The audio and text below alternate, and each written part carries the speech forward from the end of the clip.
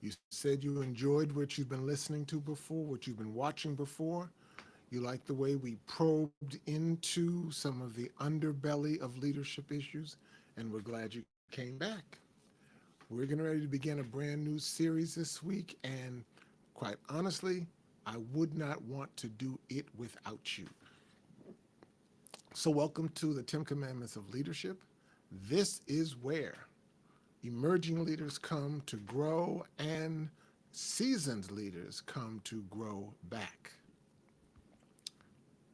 Let me make a powerful statement to you. You may not binge on shopping. You may not binge on eating chocolate. You may not even overwork.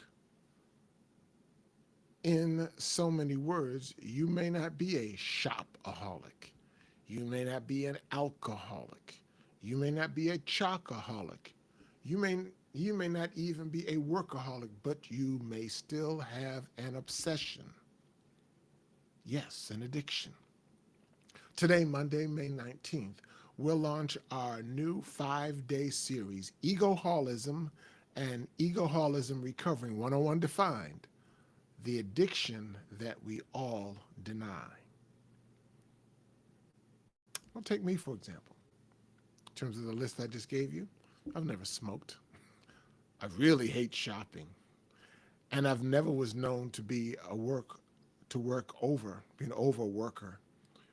But I had and still have an addiction, which is in fact the world's oldest addiction because it actually began before planet Earth was created.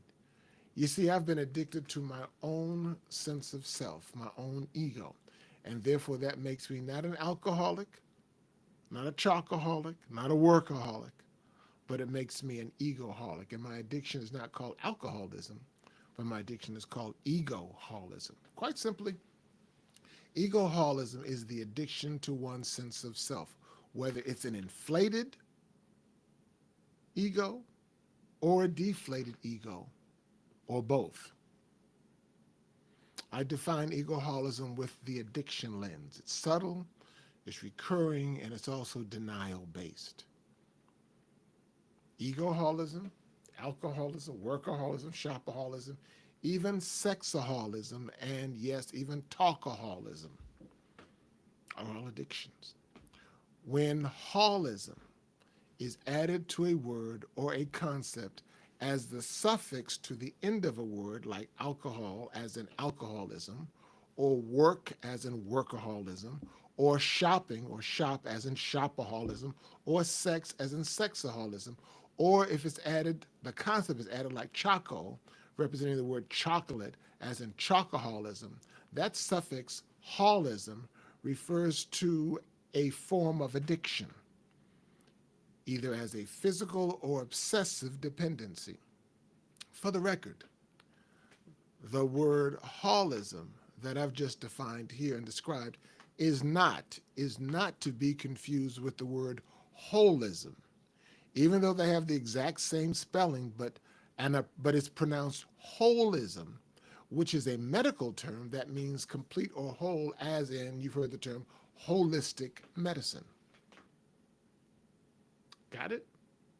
Holism, holism. Two different words, two different concepts, spelled the same way. Now, in my coaching session with professional speaking coach and author Mrs. Wanell Teague in Dallas back on Thursday, January 31st, 2002, God dropped in my head and in my mouth, and I coined the word egoholism. And at that same time, consequently, coined the concept of egoholism recovering in that 2-day coaching session. To put it quite bluntly, the best way to describe and to define egoholism is when you and I say about a person, she's got issues, or he's got issues. In fact, all of us have issues. So as you can now see, egoholism is a brand new word as of January 31st, 2002. Now, according to Wikipedia, there is no precise moment when a word stops being a new word, but 15 to 20 years of use is the typical cutoff point because 20 years constitutes a generation. So, since my creating and coining the word egoholism and egoholism recovering more than 23 years ago, I've used this term and this concept in a variety of public presentations, ranging from media interviews and formal and informal presentations like keynotes and seminar workshop presentations, facilitations, and even in my independently published book, make sure you can see this, 7 Steps to Manage Your Ego Problems, the how-to guide for somebody else, which I published back in 2017. So, and therefore, and according to the Wikipedia criterion, my words, egoholism and egoholism recovering, have passed that one generation milestone, meaning that they are no longer a new word. Now, I've talked a little bit about what egoholism is, and perhaps another way of really defining egoholism is saying what it is not. And just as I referenced earlier, the term egoholism as a suffix for the term holism as a suffix for alcoholism and egoholism is not an accepted medical term, as is holism, but is a fairly prominent word that they call a neologism, which is a word or a phrase that has been recently coined. Now, what egoholism is not? It is not a synonym for egotism. It's not a synonym, as egotism is refers to by definition to such inflated ego characteristics as arrogance, braggadocio, conceit, or vaingloriousness. Instead, egoholism is that big and wide umbrella that includes both the inflated as well as the deflated egos. Those deflated egos characterized by, say, insecurity, feelings of inadequacy, low esteem, no esteem, self-loathing, and the imposter syndrome. Very, very importantly now, hear me out. Egoholism is not self-help. Actually, it is quite the opposite. In fact, and as I will spell out in future episodes, egoholism occurs when one remains in a category too long that begins with the word self, such as self-confidence, self-pride, self-development, self-awareness, self-actualization, and so on. What am I saying here? For your truest success and fruitfulness, words and concepts that begin with the word self, like self-confidence, self-awareness, self-actualization, are only to be that quick, first, and temporary step that leads to God confidence and God awareness and Christ esteem. And as you will learn in these following episodes, self compound words like self-help and self-development are at best the proper first steps. Hear me now. The proper first steps. But words with self are limited because of their first word, self. There's a lid on them. Self can only go but so far, but God is the limitless one. And that's why egoholism recovery may and should start off as a first step, but it needs to quickly move from that limitation of self to the limitlessness of God. Got it? Good. Now let's keep going. Again, egoholism addresses problems with one's sense of self, which virtually every dictionary defines universally with one 3-letter word, ego. Inasmuch as ego is universally defined as one's sense of self, then, as I like to say, every noun has an ego. Nouns? Well, in elementary grammar school classes, remember those? We learned that a noun is one of those 8 parts of speech, like the pronouns, adjectives, like adjectives and adverbs and pronouns, for example, that nouns name a person, place, or a thing. Therefore, every human or person, every place such as Chicago, for example, and everything such as a college graduation or a cocktail party has an ego. They all have a sense of their selfhood. In my last episode, for example, I used the example of Chicago as a place with a deflated ego. I moved there to work in 1985, and even before I was aware of my coined concept of egoholism. Now, and quite naturally, you might ask the question ego, egoholism recovery, why does it matter? In the business sense, the issue of one's sense of self, how one perceives him or herself, how an organization perceives itself, and how an event sees itself shapes their present and their future. For example, Mike Sales, the late Mike Sales, my one-time business partner and mentor, used to work for Procter& Gamble for 27 years as a market researcher. Procter& Gamble is that major multinational consumer goods company headquartered in Chicago. He once told me of a meeting his team of marketers had in which the CEO was present. At one point, someone asked a question that challenged the company's ambitious strategy as the world's #1 consumer goods company, to which the CEO stood up and said, when you're Procter & Gamble, you don't tiptoe into a room quietly. Instead, you enter that room like an elephant. That to me was an example of an organization's inflated ego, thinking or feeling very highly of itself. On the other hand, I mentioned my experience living and working in Chicago, especially after having 10 years earlier, having begun my professional career in New York City.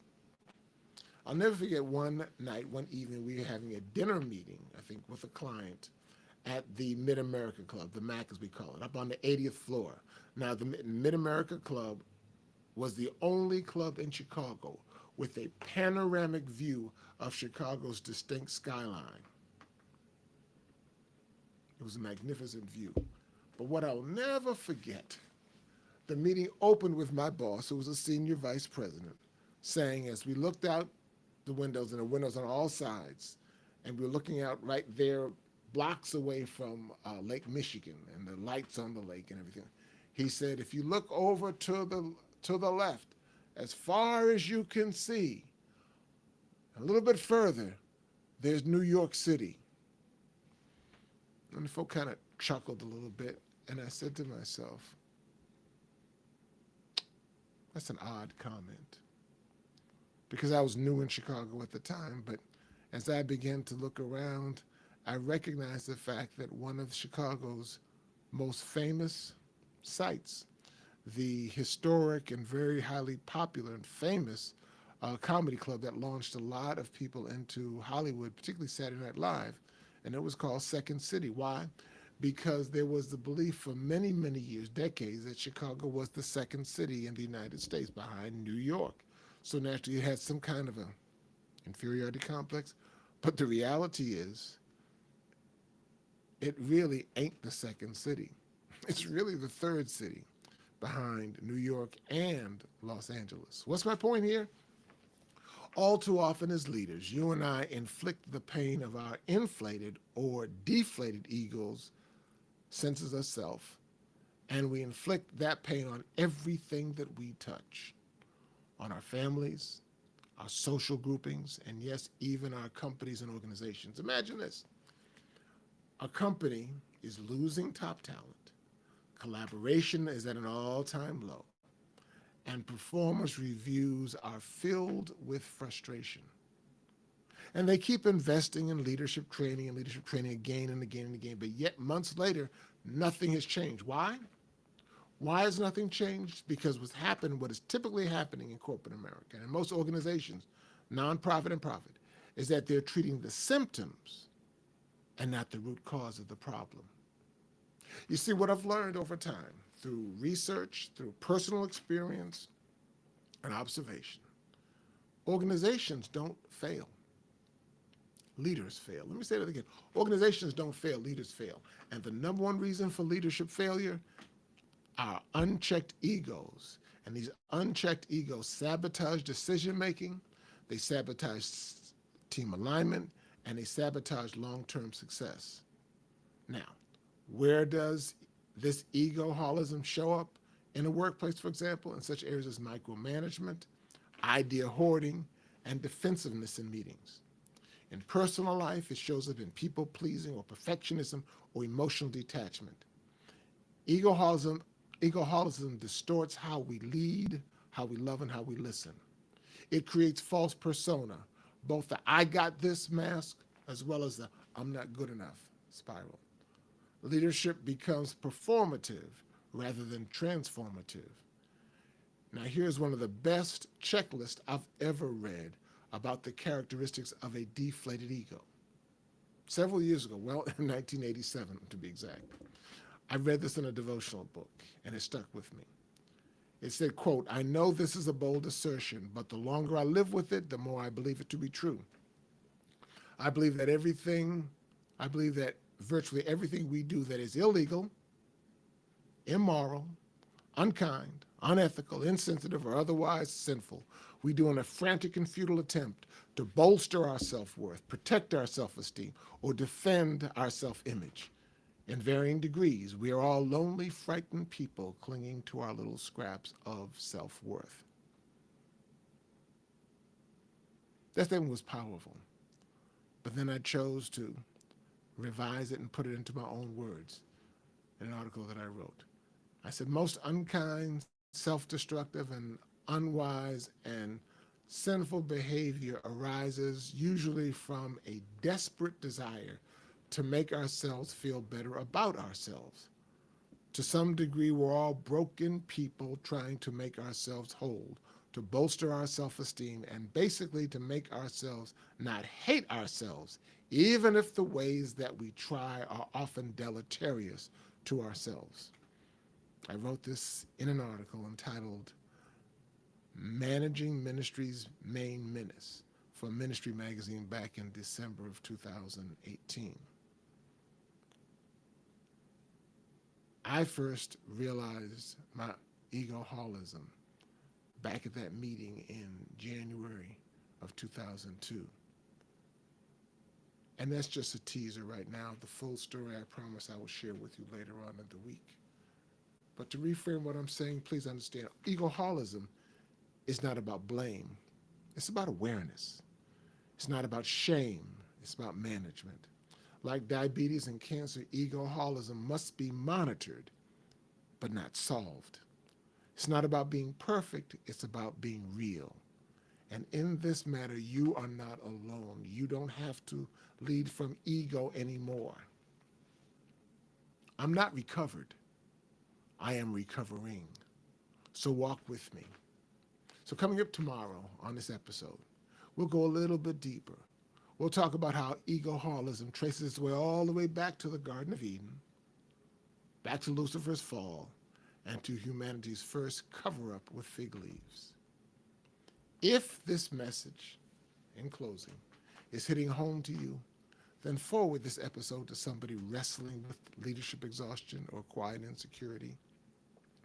And if you enjoy what I've been sharing with you, please like, share, and subscribe to it. We're going to look for you tomorrow. We're going to look for you tomorrow as we dig a little bit deeper in this issue of ego. Once we understand the ego and find the ego and the egoholism in us, there's nothing wrong with ego, but we'll talk about where it goes wrong. We will be better and stronger people to lead our families, our homes, our children, our social groups, our workplaces, and the like. We're going to be stronger. We're going to win. We're going to win, folk. We're going to win. There is nobody and no place out here that is talking about ego as the root cause for problems in homes, corporations, nonprofit organizations, and the like. But you're finding it out here. Why? Because I'm putting myself out here as the world's first acknowledged egoholic, now in recovery. Thanks for watching. Thanks for listening. And in the words of Philip Brooks, don't ask for an easier life, ask to be a better person. Don't ask for power equal to your task. Ask for task equal to your power. And when the work is done, the work will not be the miracle. You will be the miracle. Thank you. God bless you. See you tomorrow. Invite a friend. 4 p.m. Central Time. YouTube, LinkedIn, Facebook. Bye-bye.